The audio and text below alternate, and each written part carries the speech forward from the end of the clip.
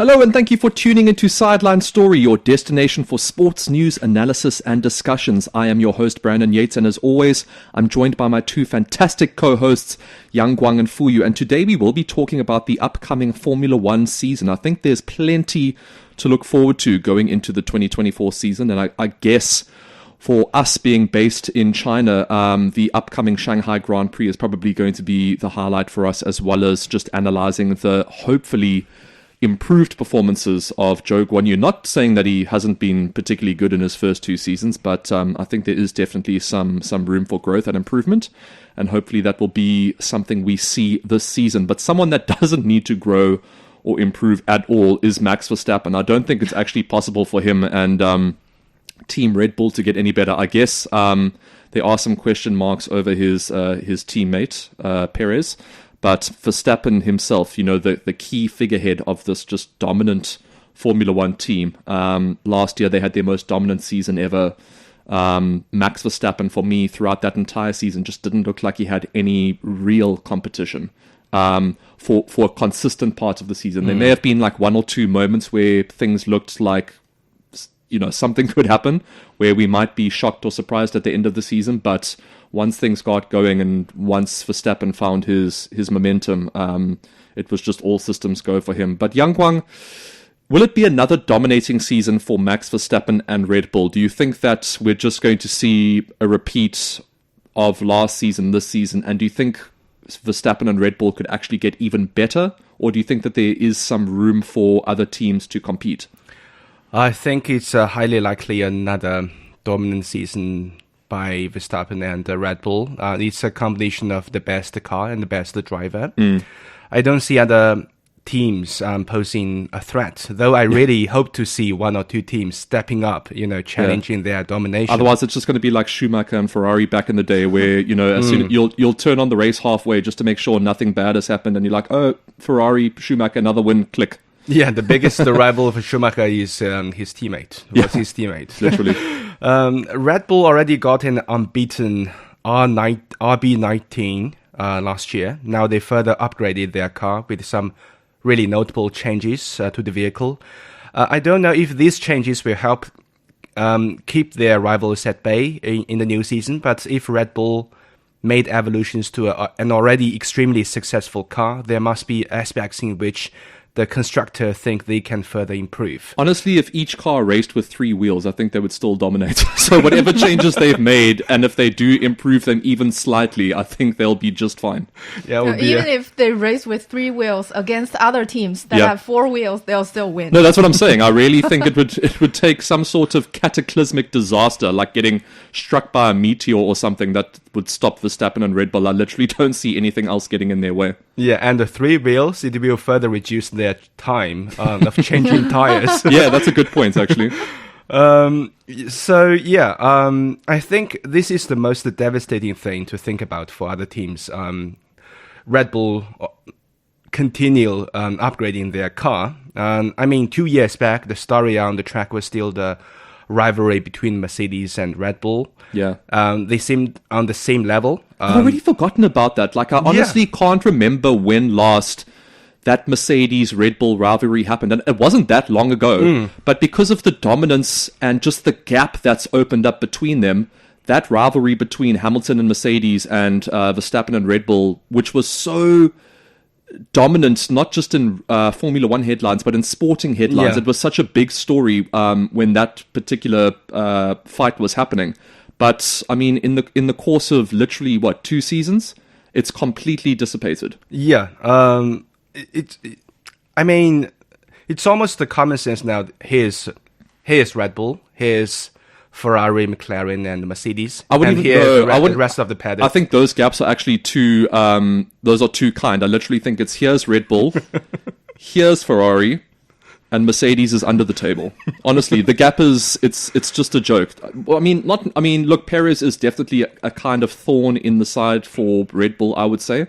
But if you're looking at just the Drivers' Championship, Verstappen is just light years ahead of his competition. And it never used to be such a big gap, like we've said, but now it's just, I honestly can't see any major consistent competition. Yeah, like you said, this leap of It's Red huge. Bull, not only from the car performance, but the growth of Verstappen was so quickly, like it happened overnight, and there's no time for other teams to react. Going into the season, though, there has been, slight controversy off the track. Christian Horner's being investigated, and there's been a couple of incidents that may be a distraction going into the new season. Before I get your answers for you, Yang Guang, do you think that sideshow will have any effect on Red Bull or Verstappen at all in terms of, they've had a little bit of negative press? Do you think that will affect them going into the start of the season at all? I think before the season even started, those affairs could affect the mood inside the team. But once Verstappen is in the car, everything they would put behind them. I think so too. I also think just because they've been there and done that, and they've also, they've dealt with the second season, concerns about can they replicate what they've done in the past. So they've dominated, and they've consistently dominated, because sometimes you'll have a constructor or a driver have one really good season and they can't maintain that. Red Bull and Verstappen have shown that they can maintain dominance, and they've obviously developed a formula that works for them. So I think whatever is going on outside of the track, I think once they get back on the track and they know exactly what works for them, I think all of that will kind of disappear, and it won't affect... It certainly, I don't think, will affect Verstappen at all. It might affect morale, with Horner and the team, etc. But in terms of actual performance on the track, I highly doubt it will have any impact on Verstappen or Red Bull. For you, do you think there's going to be any competition for Verstappen and Red Bull's dominance this season? Right now, I really don't see anyone stopping them. We might as well end the pod now then. Verstappen and Red Bull are going to win. Cheers, goodbye. Thanks for listening. Yang Guang's just made some very solid points, and the RB20 seemed to have delivered all the answers that the team was looking for during preseason. It was very aggressive in terms of the design for the side pod, and or the lack of it, depending on how you see it. And I remember the last time someone revolutionized the design of this part of the car was Mercedes in 2022, and that didn't help them much. No. But it's Red Bull we're talking about here. And when you said that even if they race on three wheels, they'll still be the fastest. In a go-kart, I think they're still dominant. Another interesting comment that I read is that even if everything goes wrong for Red Bull, they can...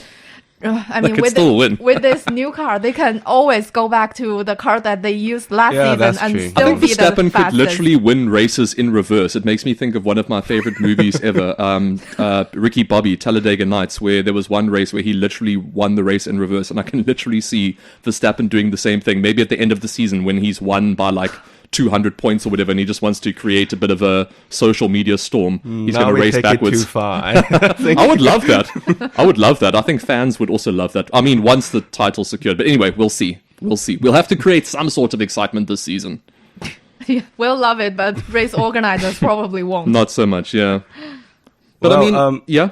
Sorry. I think now all the teams should focus on this competition against Verstappen and Red Bull. Just focus on being the best of the rest, basically. Yeah. I know all the teams put priority on their own results and fighting for their own positions, but I do think they should start to have a consensus here that every team should try to stop Red Bull now, not just the Ferrari or McLaren. But do you think that mentality, we've seen it from Ferrari in the past, where when Red Bull were just being so consistent and dominating, we saw Charles Leclerc and Ferrari taking chances and making mistakes. And I don't think that was necessarily because they wanted to be the best versions of themselves. They wanted to beat Red Bull, and they couldn't find a way to do it besides trying ridiculous things and just being overly aggressive. And ultimately that led to mistakes. So do you think that the mentality of trying to top Red Bull and Verstappen, instead of just being the best that they can be, might have a harmful impact, particularly on constructors that should be realistically competing? I say competing with inverted commas with Red Bull. I think of the likes of Ferrari, perhaps Mercedes, perhaps McLaren. Well, I think the dynamics is really difficult to evaluate. I do think now more teams should join Ferrari and Mercedes to try to stop Verstappen. I don't know if it's a controversial thing to do or not, or it's against the rules, or. But how realistic is it too? Because I'm also trying to be better at football than Cristiano Ronaldo, but I don't think I'm going to get there. So you can try, but I mean, look, that's a very, that's quite a far-fetched comparison. I mean, these constructors can really try their best and do everything that they can to try and compete with Red Bull and try to catch up. But is it really realistic for anyone right now to potentially close that massive gap? I think Yang Guang meant for all the other constructors' teams to form an alliance against Red Bull. But is that possible? I mean, honestly, even if they did that, if every single other team and every single other driver said, let's get together and do absolutely everything we can to top Red Bull, I still don't think it will affect Red Bull. I mean, in the old time of the NBA, every team saw it an obligation of them to beat LA. And in the German Bundesliga, not a single team would let Bayern take easy points without a fight. Yeah. I'm picturing scenarios like, even for slow cars, I mean, those back markers, don't let Verstappen overtake you that easily. Because now it's like those lapped races would wave Verstappen through. Literally, this way, please, Mr. Verstappen. Here you go, sir. Yeah. On your way to another title. But they have to do that if they're being lapped. Yeah, but not that easily to surrender. I mean, of course, every team has its own target to meet and instructions accordingly. But I mean, that could be part of the problem, though, because every team, including the teams at the back, have their own goals. So, for example, some of those teams that are finishing in, 19th or whatever, they may have certain goals that won't be trying to stop Red Bull and Verstappen. So trying to convince them to help the likes of, other constructors that are competing with Red Bull might be quite challenging. There might be some sort of unspoken agreement amongst some drivers and constructors that, look, we can't just create this pathway for Red Bull and Verstappen to dominate for the next 10 years.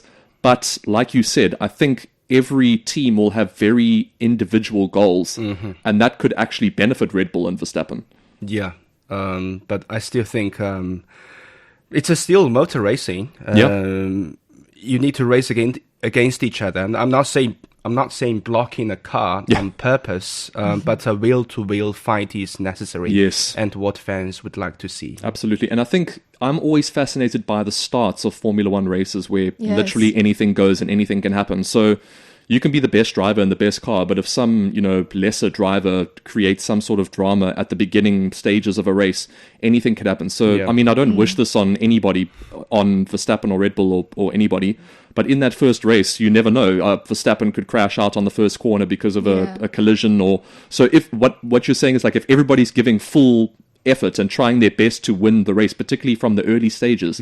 Honestly, anything can happen. I think that's what is keeping Formula One exciting, particularly at the beginning of the season. But once we get to the midway and the end of the season, things get a little bit less exciting if, there's not too much drama affecting Red Bull and Verstappen. And look, I don't see too much drama in the future. I mean, there haven't been that many regulation changes this season. And like I said, Verstappen and Red Bull just had their most dominant season last season. So I think unless there's some sort of disaster, I think we're just going to see a repeat of the 2023 season, honestly. But, since then, a lot's happened. Of course, Lewis Hamilton is moving from Mercedes to Ferrari in 2025. And I think Hamilton in particular still has a lot left to give, a lot to give the sport. And I still think he harbors ambitions of, reaching certain records and winning one more world championship. Exactly. So do you think that move will have any impact on Hamilton and Mercedes or maybe Charles Leclerc and Carlos Sainz at Ferrari? Or who is Hamilton's... what is his name? George Russell. Do you think it might have an effect on George Russell? Anything like that, Yang Guang? It's a very interesting situation out there, and Hamilton and Carlos Sainz compete this season knowing they will depart from their teams next season. I think Mercedes won't give priority to Hamilton anymore this season.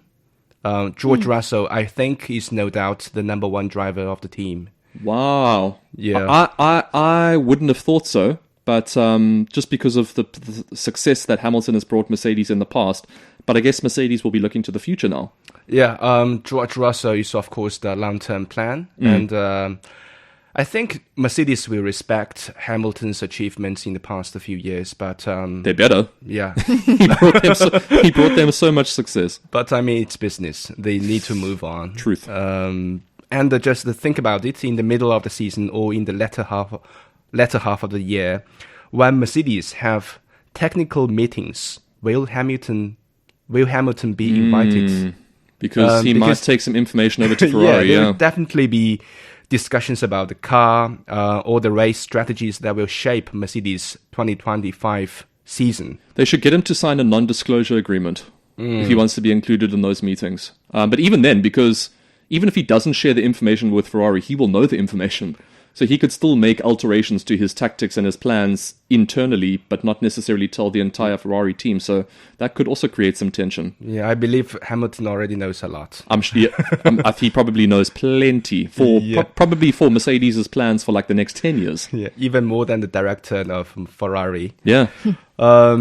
Hamilton and Mercedes, of course, would like to end this relationship nicely this season, but chances are there will be a lot of holding back from both sides, especially towards the end of the season, I think. But maybe that could create some space for George Russell to go out and show what he can do. Yeah. It's George Russell, right? Yeah. I keep forgetting his name. For you, what impact do you think that this, groundbreaking news will have on, Hamilton and Mercedes and Ferrari's drivers as well? Do you think it will be negative or positive for either party? Yeah, this move is like a bomb to Formula One. Hamilton actually kept it secret from everyone, including his parents. He reportedly only told his parents on the day that the news was announced. Wow. So, yeah. And I'm glad just now Yang Guang talked about how it will affect Mercedes, because I'll be talking more about Ferrari. Actually, that's the future. Go for it. I love that. Focus on Ferrari. Yeah, actually, I don't think it'll change too many things at Mercedes, but I'm not sure about Ferrari because, first of all, I don't think this announcement was fair to Carlos Sainz. The time that Couldn't agree more. The time that they made this announcement, and because Carlos Sainz can be rather rebellious at some time. So if the team needs to rely on Sainz at some point during the season, they may not find their strategies will work out so well. Yeah, and they will need him, because to have any chance of competing with Red Bull, I think Charles Leclerc needs all the help he can get. Yeah, and also I'd like to refer to this open rivalry at Ferrari. Actually, sometimes I find that Carlos Sainz is better at handling pressure than his teammate. There seems to be a more equal competition between those two rivals between those two rivals as compared to, for example, Red Bull, where there's a definite set hierarchy. Yeah, a lot of people, at least here in China, argue that from the way that the team balance their resources or their strategies, actually Carlos Sainz is the number one driver at Ferrari. I don't know if that's true or if that's a consensus within the team, but Charles Leclerc, he's at least right now, he doesn't seem like world champion material to me. It's not guaranteed at Ferrari who the top dog is right now. And even next year, when Hamilton arrives, I don't think it'll be known who's the top dog either. It's going to be a fight. Even more interesting topic to discuss. Yeah. But I think, and this is another thing for me as well, is that I think it will definitely negatively impact Ferrari and particularly Carlos Sainz for now. But depending on Charles Leclerc's mentality, I think it could actually positively impact him, because I think this season he will want to show, before Hamilton arrives next season, I'm the top dog here. Yeah. So I think we might see improved performances from Charles Leclerc this season. I don't think he can handle that pressure. Really? Yeah. I mean, well, he needs to learn to, because if he's going to be the top dog for Ferrari and want to have any chance of competing with Verstappen and Red Bull, and he's got this world record breaking, one of the GOATs of Formula One joining the team, he has to step up to the plate at some point. A lot of pressure there. A lot of pressure there. And you don't think he can handle it? No, from his past performances, like was it in 2023 or 24 at the French Grand Prix, he just made what I would call an unforced error. Yeah, that's when Formula things were One. still relatively tight Spinning. between Ferrari and Red Bull, right? Yeah. Yeah, so I mean Hamilton's arrival at Ferrari, I think it will most definitely disrupt things for Charles Leclerc. But even before Hamilton arrives.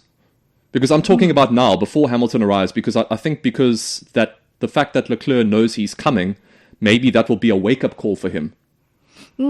Yeah, wake up call for both him and Sainz. And Sainz will No, have I think a for lot. Sainz, it'll just be like, well, I'm done now. But Leclerc might think, if I want to be the top guy here, I need to improve my performances. I think Sainz is already probably mentally checked out of Ferrari.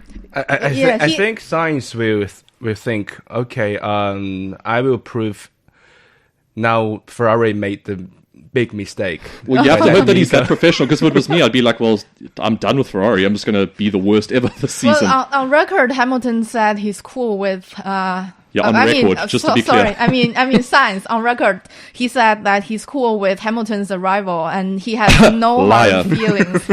Yes, but Straight up liar. But what I'm going to say is that it's a long season ahead, and a lot of things can happen both on and off the track. So you will never know what Hamilton or Sainz will do. And also, I think I don't know what Sainz will do, but I know he's a liar. He's definitely not cool with that news. No Yeah. one would be. Come on. yeah, and I think Sainz really has to step up this season. Also because he has to look to the future, and he said that there are already some good options for him, so he has to prove to those potential employers like when that somebody he's up for the job. Yeah, it's like when somebody gets dumped, they try and like look at the positive aspects, and they'll say to their partner, I've got so many options. I don't need you. That's probably what he's saying to Ferrari. Look at all these options I've got. I can get anybody. I don't need you. I'm done. Yeah, And he's going to walk away from Oh, this Ferrari. seems like and he's going to flick his hair when he leaves. Formula One should definitely make a TV drama out of this. They do. There's that series. What's it called? Drive to Survive. It's one of the most popular series in the world, and I Yeah. think it's also created a huge female interest in Formula One. Like, no, honestly, because ever since that series has come out, a lot of, for example, women that I follow on social media are posting Formula One content like every week. So very smart move from the Formula One organizers, because they've got a whole new legion of fans. Yeah, there are a few seasons already. If it's yeah. still running. No, it is. It's a hugely popular series. I don't know. I mean, Yeah. I don't know if it's still I don't know if they're still continuing season after season, but it's still on the it's still on. I don't know if we can mention brand names, so it's on Netflix, but I don't know if we can. But yeah, so it's on TV. Yeah, but even if Sainz fails to find another place with another team in Formula One, I think he can always try other racing, like join the Rally Championship or Dakar, NASCAR. like his father. Yeah. But, well, speaking of, drivers looking for teams and places that are under scrutiny, Zhou Guanyu has a very big year ahead of him in 2024. Of course, this will be his third season now in Formula One. In his first two seasons, he finished 18th, respectable, and also dealt with some very traumatic incidents, which I don't need to rehash. But yeah, I think anybody that is able to bounce back from that at his age is pretty remarkable, considering also his lack of experience in Formula One. A lot of pressure on him this season. Hasn't renewed his contract with Sauber yet. Kick Sauber, as they're now known. Of course, and like I've said, the Shanghai Grand Prix is back, so there's going to be huge expectation from the Chinese fans as well. Yang Guang, do you think that we might see a breakout from Zhou Guanyu this season, or do you think we might see a breakdown? I kind of believed it has to be the breakout season for Zhou Guanyu. Otherwise, 3 years of relatively mediocre results would let management hesitate on Zhou's future with the team. Even with his marketability, because, like we've said, it's been mediocre. There haven't really been any disasters. He hasn't really done anything wrong, but he also hasn't really impressed. But because of who he is and the market that he represents, maybe that could be a determining factor as well if he has a at least slightly improved season this year. Yeah, I mean, it's time for him to truly win his seats rather than, win the seats based on the market behind him. Particularly with the soon-to-be availability of a lot of experienced, very talented drivers. I mean, more than half this year's grid, 13 drivers, currently don't yet have confirmed contracts for next season. Scary. Zhou faces fierce competition, and his performance on the circuit this year matters on his 2025 seat. Zhou said in an earlier interview that his new season will be more about driving the full potential of the new car instead of earning as many points as possible. I quite like the looks of the car too. I know there's been like a lot of debate online about, some people say it just looks like a green highlighter. But I mean, well, green's one of my favorite colors, but I think it's a pretty good looking car. That's my opinion. Yeah, it is. Yeah. But I think it's a right time, right mentality for Zhou to say that, because last year and in 2022, I felt Zhou was too holding back. I mean, too eager to prove himself, to pay attention to his car status during the race. So there were lots of reliability issues of Alfa Romeo, now known as Kick Sauber, last season, which cost Zhou some points he had been so close to win. Yeah, which is unfortunate because that's kind of taken out of his hands. Yeah, so I think it's the right approach by Zhou to learn how to ride a horse before, to learn how to win a horse race. Absolutely, and you have to hope that some of the lessons learnt by the team last season will see them improve this season, and hopefully a lot more of the results from Zhou Guanyu's side will be in his control, as opposed to, figuring out if the car can take what he's doing to it. So I think that will also be something very interesting to see. For you, do you think that... Look, I think this is actually beyond his first season. I think this is going to be his biggest test, and I think he's going to be facing the most scrutiny, the most pressure, and there's various factors that will be affecting him. Do you think that he can handle that and succeed under all of that scrutiny? I tend to agree with Yang Guang there. I don't think this season there will be a major breakthrough in terms of Zhou Guanyu's standings on the drivers' rankings at the end of the season. But I think we'll generally see some improvement in his performance throughout the races. Will that be enough, though, to actually guarantee him a seat? Because even if he is consistent and let's say he gains 2 places, will that be enough for him to secure his spot? I'm not so sure. No, that might not be good enough in today's Formula One, where everything's so competitive, and even the old guys, Fernando Alonso, I'm gonna mention him. The grandpas out there. At the ripe old age of what, like 35, yeah. Zhou Guanyu is like a baby to them. And also this year, the Chinese Grand Prix is the race we've all been waiting for. Yes. This year it's so special. The return of Shanghai to the Formula One calendar, and the first time for also the circuit to welcome home a local favorite. With that in mind as well, I know it does put a lot of pressure on Zhou Guanyu, but it also could be quite good timing, because if they are considering him and they're not too sure about his performances, in terms of the marketability side of things, now that Formula One is back in China and there's a Chinese driver, that probably increases his chances of maybe not staying with Kick Sauber, but with being with a Formula One team. I think so. I think this is perfect timing for him. I mean, like I said, it does create a lot of pressure for him, but at the same time, just in terms of marketability away from the actual results, it's probably very good timing for him. Yeah, and the tickets for that race sold out in 5 minutes. So Crazy. that I think more teams will have a second thoughts on Zhou Guanyu. Absolutely. Yeah, and if Zhou Guanyu has a moment sometime during the race in Shanghai, it'll be really helpful in terms of his future within the sport. And he said himself that he needs to fine-tune his performance so he can put on the best form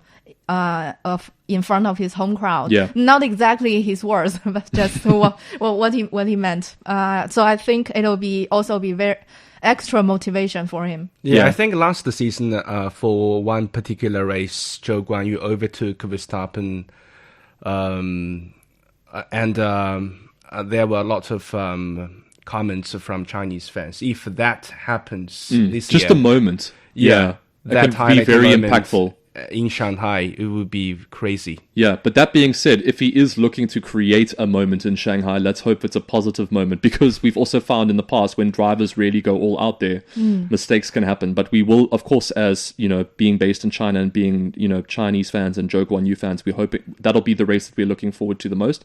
And of course, we will be wishing him the very best. Hopefully, he can create some magic in front of his home crowd. And speaking of magic, Yang Guang, are we going to see any surprises this season?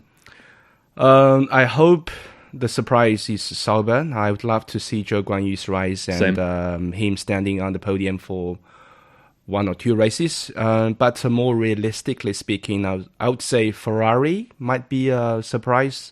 I mean, they've got a solid car. I expect Charles Leclerc to be more consistent this year, maybe more focused. I mean, in the early stages of last season, he caused some really big troubles for Verstappen. Giving him a more reliable car, I think he can trigger some upsets for Verstappen in more races. Maybe and this they year. were the only team that managed to beat Red Bull last season in Singapore. And I've seen a couple of interviews with Charles Leclerc ahead of the season, and he seems very confident and calm. So I think he's approaching the season with the right mentality as well. And they are very humble. I mean, after the testing, Ferrari, even though Ferrari got the fastest lap time in day 2 and day 3, they still think the dynamic is okay for Red Bull and Verstappen will dominate. Because they've seen what's happened in the past.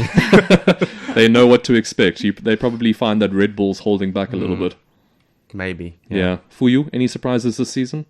Like I said, Fernando Alonso with his Aston Martin. Is he one of the grandpas? Yes, because he is just a legend. Look at what he put off since his return to Formula One. Yeah, good point. Yeah, making it repeatedly to the podiums and consistently scoring points. That's something even Michael Schumacher failed to do after he returned with Mercedes. So I really hope not only making it onto the podium, I hope Fernando Alonso will win a race this season. That's a bold statement. Yeah, I would love to see that, honestly, representing the grandpas out there.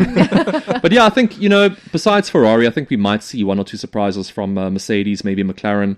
I think Daniel Ricciardo might also deliver 1 or 2 surprises. I think he's a very talented driver, and I think, we've seen some poor performances from him recently, but I think that he might come back and shock a few people. And I agree with you. I think Fernando Alonso brings that consistency and that experience, and I think he could be a surprise package consistently throughout the season. So that should be very interesting. You expect Ricciardo to do well, but some drivers may not, because if he gets onto the podium, the rest of the podium finishers will get a shoey, and they don't want that. Very good point. But I think we have to, besides Verstappen and Red Bull's dominance and hopefully some great performances from Zhou Guanyu, particularly at the Shanghai Grand Prix, those are probably the 2 standouts that we'll be looking at, but hopefully there is a lot more excitement to come in this season's Formula One. But that is all we have time for on this week's episode of Sideline Story. Thank you so much for joining us. And of course, we will be back next week with our latest topic, and we'll see you then.